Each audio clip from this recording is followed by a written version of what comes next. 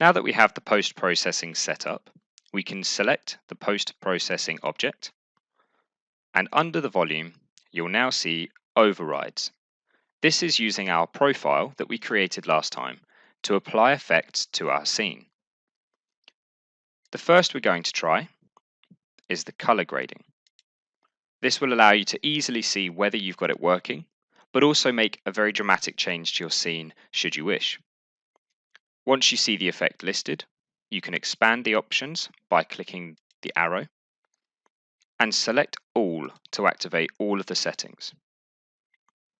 The easiest way to check whether this is applied correctly is to change the temperature, and you'll see a color change within your scene depending on which way you scale it. You can change the tone mapping.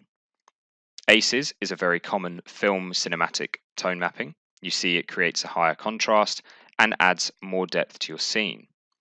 We can change the temperature to suit. We can add a tint on our hue. We can adjust the exposure, the saturation, the contrast, and a wide array of other settings. To remove a component, you can right-click and select Remove. The next effect we're going to explore is depth of field.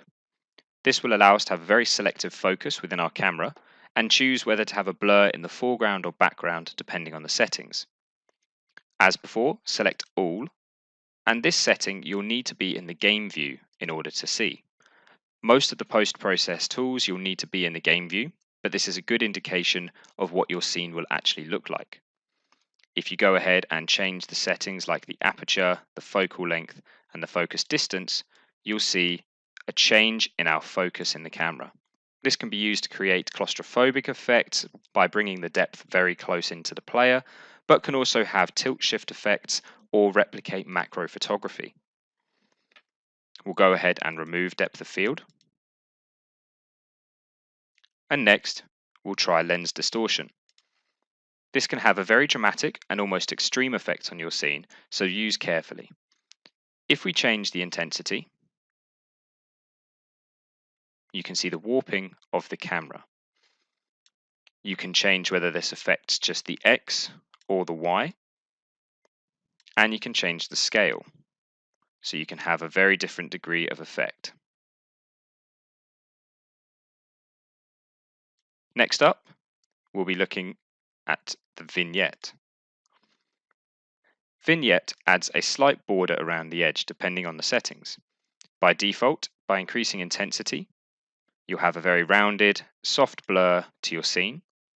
You can edit the color depending on the effect you would like, the smoothness, whether you want it more blurred or less, and the roundness. This can be used for a variety of effects, such as making it look like an old letterbox ratio of a TV, or adding in an outside blur for the character's perspective.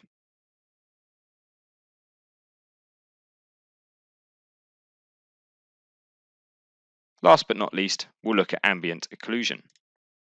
This simulates the baked effect of ambient occlusion, where light is trapped between the close areas of objects. By increasing the intensity, you'll see shadows appear within your scene, and you can edit the color of these as well. Use this effect sparingly for greater effect, but you can create a myriad different effects with this. Explore the tools within post-processing and see what you can create. There's a variety of different effects you can use by combining the different tools, but use so sparingly. Don't go to extremes and overexpose your project to these effects. Use them subtly and to greater effect.